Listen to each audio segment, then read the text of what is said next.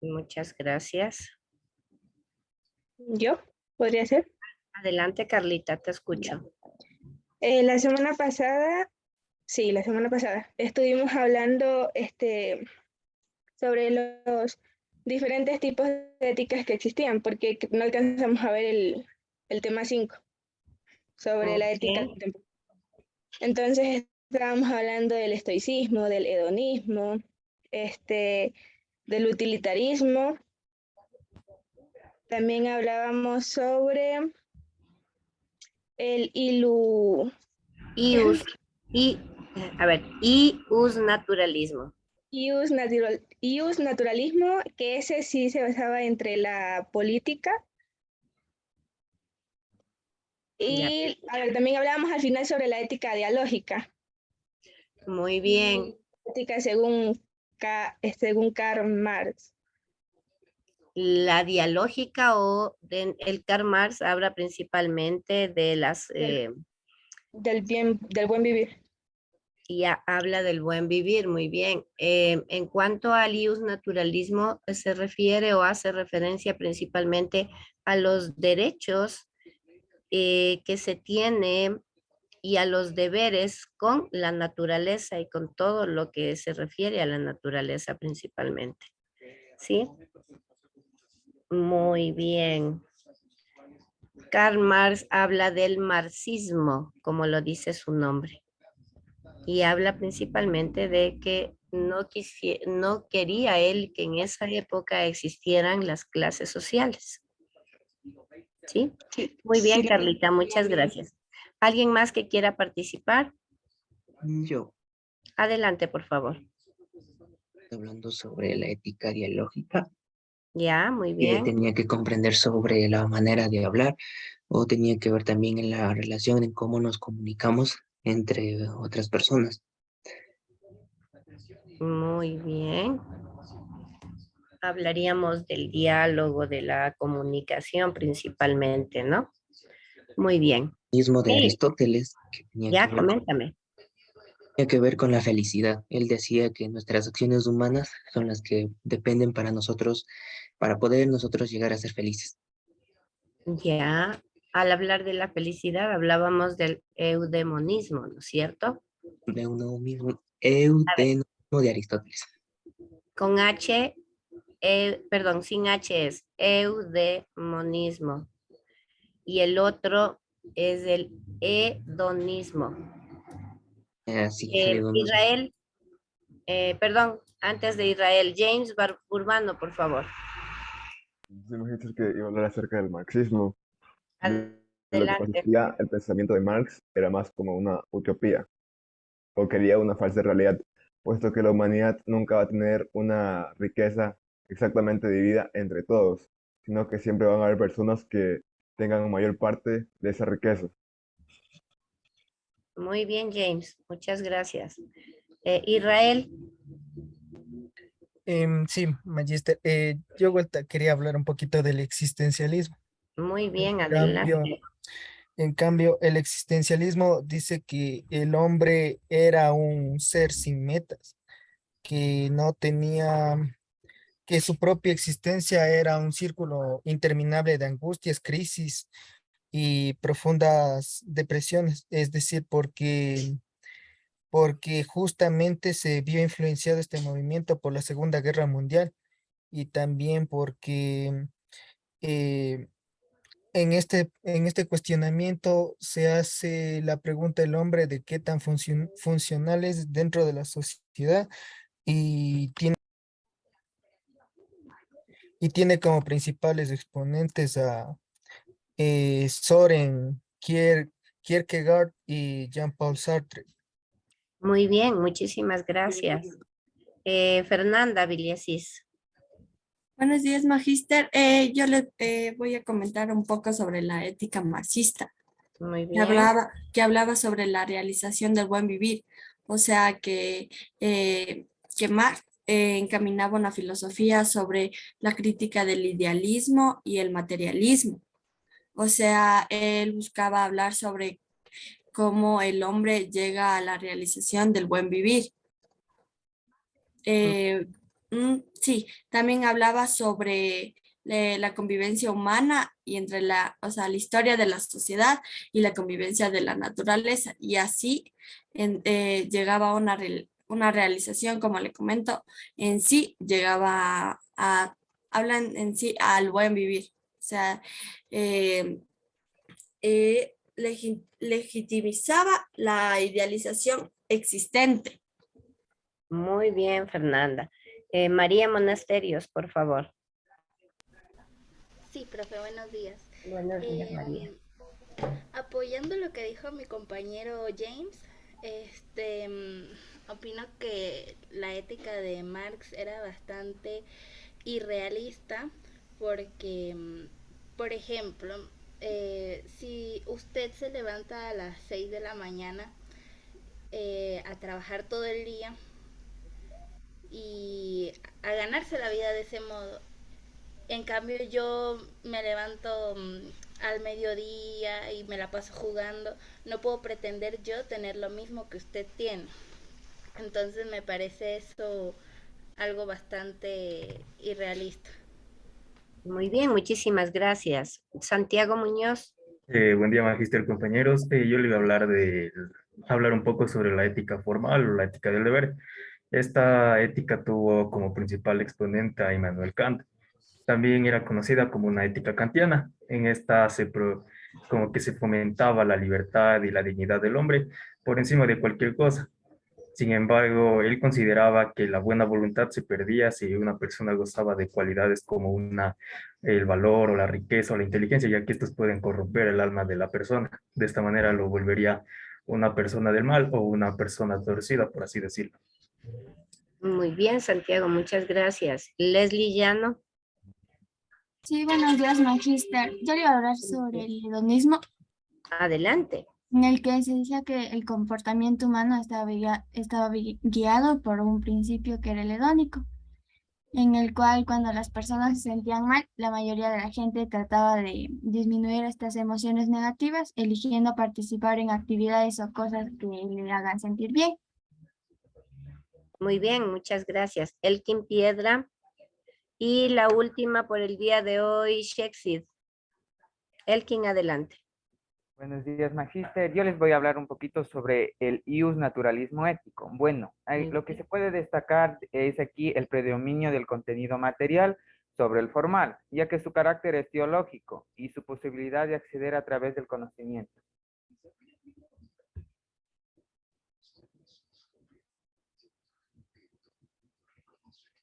Muy bien, Elkin, muchas gracias. Shexid. Sí, buenos días, magíster. Buenos Yo voy a días. hablar sobre el hedonismo. Ya. Este hace énfasis en las emociones que tiene el ser humano basado en las adversidades por las que esté atravesando. Muy bien. Muy bien, Shexid, muchas gracias. Bien, por el tiempo para el grupo que tiene ya preparado todas sus actividades, agradezco por su participación. Fue muy productiva el día de hoy. Bien, por favor, grupo número 5, adelante con el tema éticas de la época moderna y contemporánea. Buenos días, magíster. Ya le va a compartir la pantalla. Muchas gracias. Ahí se ve, magíster, buenos días. Sí, muy bien, muchas gracias. Ya. Buenos días con todos. Nuestro tema es ética en la época moderna y contemporánea. Posmodernismo, relativismo ético y modernidad líquida. Continúa, por favor. Bueno, a continuación vamos a hacer una pequeña dinámica que consiste en una sopa de letras. También ya le vamos a enviar el link acá al grupo de WhatsApp y al de Zoom para que puedan también realizarlo de forma personal. Y también vamos a pedir a personas que nos ayuden escribiendo aquí en sus pantallas. Elkin, si nos puedes ayudar por favor con las dos primeras palabras, entonces contemporánea y dialógica. ¿Alguien más que nos desea ayudar? Estefanía Estrella, por favor, tú ayúdanos con individualismo y modernidad. James Burbano, Moral y Posmodernismo, y Jorge Adrián Mafla, Relativismo y Ética.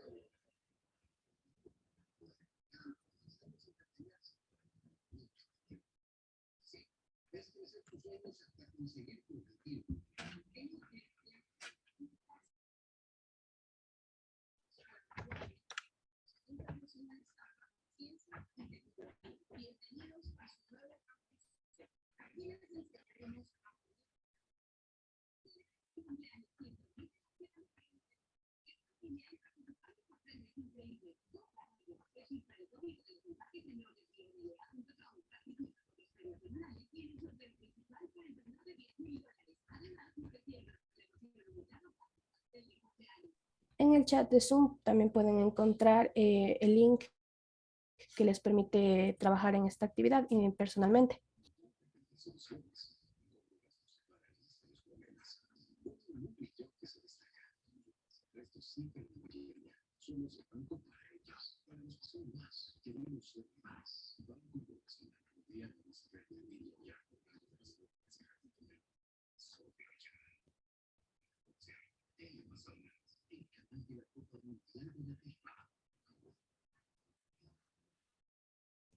Listo, ya podemos observar que ya han encontrado todas las palabras: posmodernismo, moral, ética, dialógica, individualismo, modernidad, contemporánea y relativismo.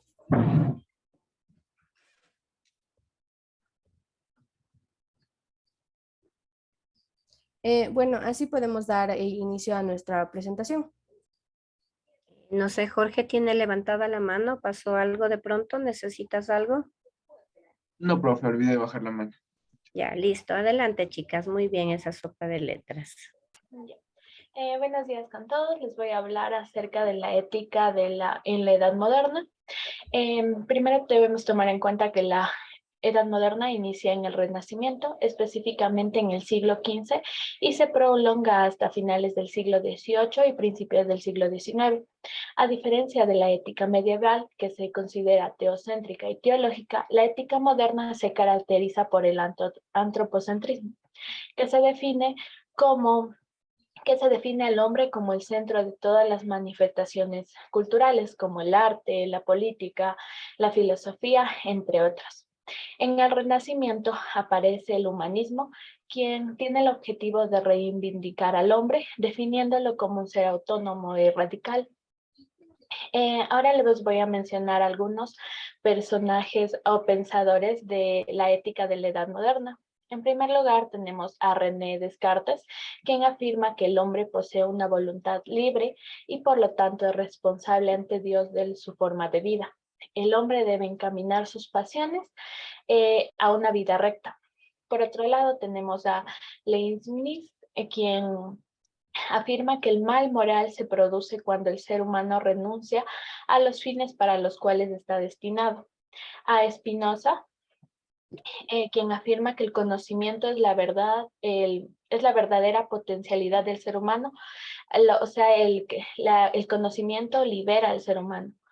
Por otro lado, tenemos a Locke, quien afirma que la norma general es que hay que procurar el bien y apartarse de mal, puesto que el bien es aquello, lo útil, lo que nos hace felices, lo que nos proporciona placer, y el mal es lo desagradable y lo doloroso.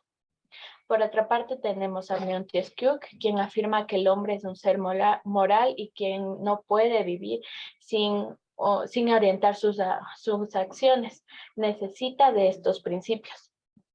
Por otro lado, tenemos a Hume, quien dice que la moralidad es cuestión de práctica, al contrario de la razón, la cual no lo es. Por eso dice que la moralidad no es simplemente la razón, Por otro lado, tenemos a Kierkegaard, quien afirma que la vida ética no solo consiste en adoptar la norma, sino en hacerla una costumbre, un hábito. Y finalmente a Kant, quien afirma que nosotros debemos actuar pensando que nuestra norma va a ser un comportamiento de ley universal. Por ejemplo, no mentir es una norma universal, puesto que la sociedad lo denomina como un mal accionar. Pero según los postulados mencionados anteriormente, en la ética de la edad moderna, el hombre es libre de elegir cómo actuar, siempre y cuando siga el camino del bien común. Por lo tanto, no mentir o mentir depende estrictamente del hombre y de los preceptos éticos que éste posea. A continuación les hablarán acerca de la ética en la edad contemporánea.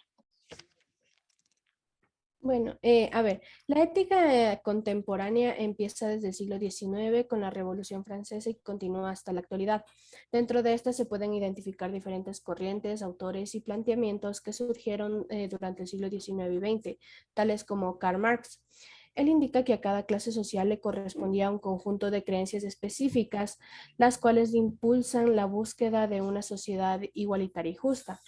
Por su parte, el filósofo Mark Scheller afirma que todos tenemos un conocimiento previo, una cualidad que nos permite diferenciar lo bueno de lo malo y el cómo actuar. El pensador Alan Bandeau se oponía a establecer a la ética como una defensa a la violación de los derechos humanos y él proponía la ética como un sinónimo de emancipación y postulaba que la generalización de la moral no es posible ya que ésta dependía de las circunstancias. Por su parte, Alasdair MacIntyre planteaba el problema ético que debe estudiarse desde las virtudes de la persona, de lo que es la persona y no de lo que se espera que sea por medio de las normas. Sigmund Freud estudiaba al hombre en sus relaciones con los demás y con respecto a los problemas consigo mismo y sus necesidades. Su ética era más psicológica que filosófica. Desde las últimas décadas del siglo XX hasta la actualidad, se ha mantenido un modelo de interpretación de la moral conocido como la ética dialógica. En esta se basa en la búsqueda de consensos que permiten asumir acuerdos morales dentro de una comunidad. En esta se permite entablar el diálogo con las personas dentro de un contexto de madurez, donde donde se respeten las opiniones de todas las personas. Bueno, pues un ejemplo de la ética contemporánea es el debate sobre la orientación sexual, ya que en algunas sociedades está mal visto que las personas sean homosexuales o formen parte de la comunidad LGBT. Bueno, pues aquí se aplica la ética en la edad contemporánea, ya que esta busca los valores laicos que impulsen la convivencia ciudadana desde la perspectiva de la libertad de creencias y el respeto a la diversidad ideológica, cultural y religiosa.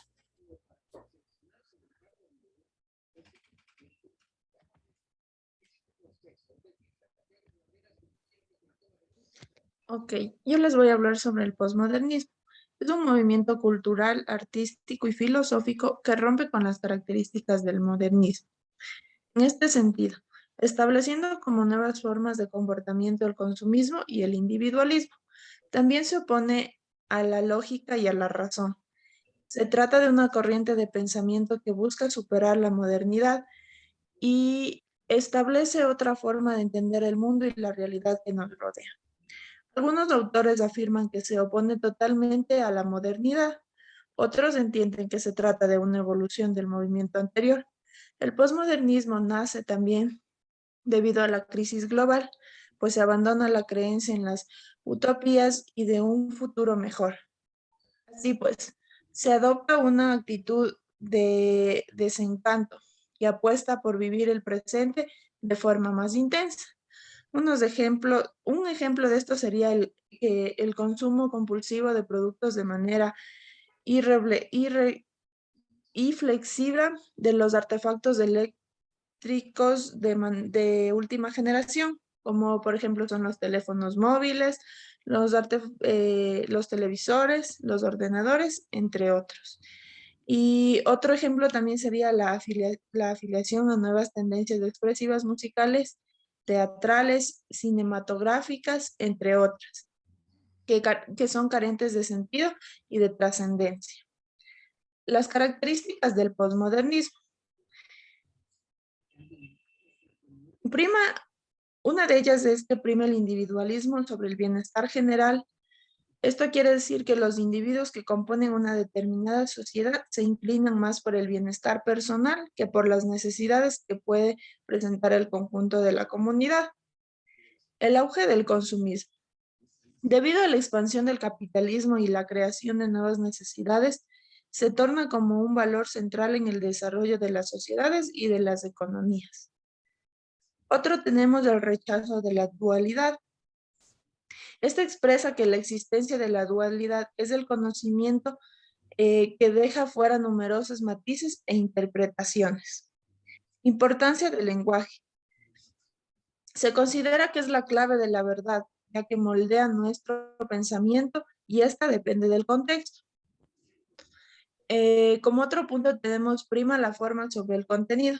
No es tan importante el contenido del mensaje, sino la forma en la que se transmite o se expresa. Importancia del presente. Se valora menos el pasado y el futuro. Se considera menos relevante en el presente y se apuesta por el carpe diem. Como último punto tenemos a la oposición y a la razón y a la lógica.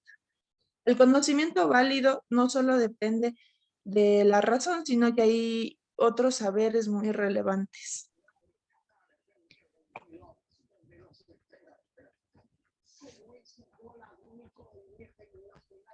A continuación, mi compañero les va a explicar sobre los principales autores y obras del posmodernismo. Buenos días. Los principales autores del posmodernismo tenemos a Jan Francois Lyotard, que reflexiona en torno a la condición del saber o del conocimiento en las sociedades postindustriales. Fue autor de varios libros como La condición posmoderna y el libro La posmodernidad explicada a los niños. Jean Baudrillard, él reflexiona en torno a la mercantilización de símbolos y de imaginarios sociales. Decía que en el mundo posmoderno no hay realidad, sino simulacro de la realidad. Fue autor del libro La ilusión y desilusión estética. Michel Foucault. Michel Foucault estudió los fenómenos del lenguaje, la significación y los signos. Su acento está focalizado en los modos del decir, la construcción de convenciones significantes no solamente vinculadas a través de la palabra. Él fue autor de los libros Las palabras y las cosas y el libro Lengua y literatura. Gilles Lipovetsky reflexiona en torno a las transformaciones sociales. En estas tenemos el hiperconsumismo, paradojas de progreso, esperanza y desesperanza en la humanidad hacia la noción de la hipermodernidad. Lipovetsky fue autor de los libros La era del vacío y el libro Los tiempos de hipermodernidad. Gianni Battimo. Gianni Battimo desarrolla el concepto de pensamiento débil. Él analiza el problema del fin de los metarrelatos modernos y se dedica al estudio del papel de la religión y cómo ha ido evolucionando el pensamiento religioso. Es autor de los libros El fin de la modernidad y el libro Después de la cristiandad.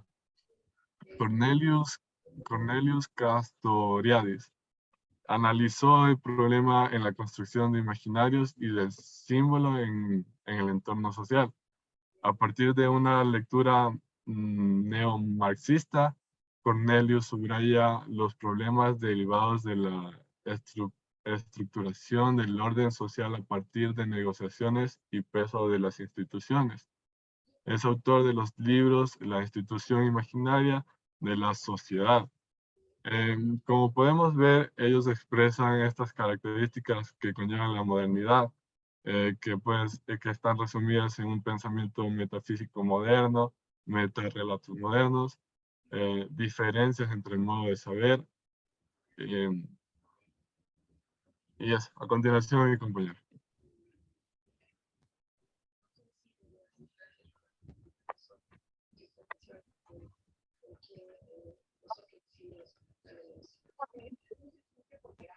Donde solicita a toda la verdad absoluta y defiende que la verdad o la validez del juicio en el que la verdad es la que la verdad se expresa, ya que depende de diversas circunstancias. Cuando esta manera de pensar se aplica a la ética necesariamente porque se hace dependiente del bien o del mal. Si no existe una verdad absoluta, tampoco se puede hablar de un bien, de una verdad o del absoluto. Si toda verdad es relativa, igualmente lo será todo lo que es la bondad. Estas circunstancias pueden ser variadísimas, dando origen a los diversos tipos de relativismo. En ellas siempre se niega la validez objetiva y universal del conocimiento verdadero. Y es verdad, ya que aquí presentaremos algunos ejemplos del relativismo ético. Tenemos el relativismo individualista.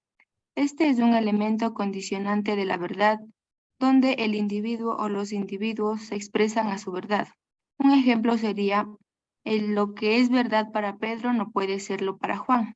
Esto es una estructura mental de cada persona en su forma de pensar, ya que cada quien determina su criterio o su verdad. Tenemos el relativismo antropológico. Aquí nos quiere decir que el factor condicionante no es el individuo, sino el hombre, en cuanto a una especie. Es decir, que el hombre es la naturaleza humana y es la medida de la existencia de las cosas. Tenemos el relativismo racista. Es el punto de vista que considera que toda verdad ética o moral depende del contexto cultural, en el que se considera de esta manera las costumbres, las leyes, los ritos y las concepciones del bien o del mal. No pueden juzgarse según parámetros externos e inamovibles. El relativismo cultural o racista sostiene que no existen normas éticas universales. De este punto de vista, nos resulta imposible juzgar un punto de vista moral o las conductas de la cultura, ya que son diferentes a su propia cultura. Tenemos el relativismo jurídico. Aquí también es llamado, también se lo puede conocer como el ius positivismo. Es el padre o la madre del positivismo jurídico, ya que el relativismo tiene multitud de variedades, pero todas coinciden en 5 puntos básicos que podemos resumir aquí. Le cambie de diapositiva, por favor. Los ejemplos básicos serían el antinaturalismo. Este es el contrario de la naturaleza o contranatural o antinatural. Es una psicología, ya que es un método de un análisis opuesto al empleo único de un modelo obtenido de la ciencia física para explicar o estudiar la acción social del ser humano. El antiuniversalismo se refiere a una teoría sobre los valores que defiende que lo moral es la misma para todos los seres humanos. Es una teoría que se basa en la objetividad de los derechos humanos justificándose en los seres humanos, ya que son iguales sin discriminación alguna. A continuación, mi compañero.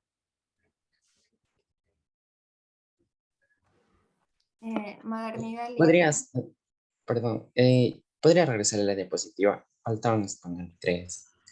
Ya, entre los puntos básicos del relativismo, retomo la palabra de mi compañera, les voy a hablar acerca del relativismo ético. El relativismo ético nos quiere decir que nada es verdadero ni nada. Nada es verdadero, nada es totalmente verdadero y nada es totalmente falso. Es según como nosotros lo vemos y según el contexto en que la premisa se encuentre hallada. También nuestra verdad va a depender del contexto en el que nosotros nos desarrollemos y cuál sea nuestro nivel académico. Esto ejemplificando podemos decir que la verdad acerca de los tipos de ética y cómo yo concibo todas las éticas que hemos estado viendo en estas clases es mi verdad, es mi punto de vista y es como yo lo veo, y esta va a ser totalmente diferente a la verdad que cada uno de nuestros compañeros tenga, incluso nuestra docente. El menosprecio de la persona y sus derechos. Aquí nos habla acerca de que la naturaleza y la humanidad no son personas dignas y por ello sus valores no deben importar. Y aquí nos habla que la ley y los derechos es lo que debe a todas las personas, debe estar sobre nosotros. Nosotros debemos seguir una ley y estar dentro del sistema de la justicia. Pero asimismo de esta ética nos habla de que hay un desprecio de la autoridad y de la ley, pues hay que recordar que las personas que manejan la ley, el sistema de ley y el sistema de justicia son humanos, son humanos igual que nosotros. Esto también genera un efecto contraproducente, pues si tenemos malos líderes en el estamento judicial y en nuestro caso, como somos un país con constitución y tenemos una asamblea, todas nuestras leyes van a estar basadas en el pensamiento y cómo sea la ideología de las personas que están en la asamblea. Ejemplificando esto, podemos tener que los gobiernos totalitaristas, como fue el de Hitler, él fue un mal líder. Él tenía ideas donde que el pueblo alemán era superior al pueblo judío. Entonces, cuando tenemos malos líderes, hay un desprecio de la autoridad y de la ley. Gracias. Modernidad líquida. A lo largo de la historia se han mantenido intactas diversas instituciones y estructuras sociales, siendo los valores más relevantes los asociados a la estabilidad, la unión y la tradición. Pero en nuestra realidad actual, estos valores, principios rectores y estructuras se han desvanecido, dando así lugar a la modernidad líquida, un concepto desarrollado por el sociólogo Zygmunt Bauman. La modernidad líquida es una categoría social para definir el estado actual de nuestra sociedad. Bauman lo define como un carácter de cambio continuo y rápido, que incluye factores educativos, culturales y económicos. Entonces decimos que la sociedad líquida está en un constante cambio, creando así una angustia existencial que no parece sentir cuando algo nuevo se está construyendo, ya que la propia modernidad y el tiempo desfavorece su disolución. Nos encontraremos así como los seres humanos navegando en mares de incertidumbre, sin saber cómo será la economía del mañana, si habrá trabajo, si llegará la crisis, tendremos familia o no, etc. Como podemos observar en la imagen, tenemos un ejemplo en el ámbito educativo.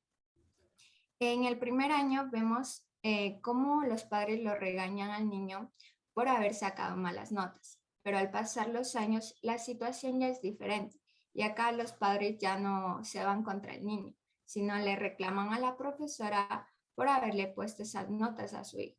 Entonces, a este cambio que se produce, Bauman desarrolló el término modernidad líquida para definir el estado. A continuación, mi compañero. Muy bien, yo les voy a hablar acerca de las características de la modernidad líquida. En primer lugar, tenemos que hay vínculos humanos debilitados, es decir, que no son estables.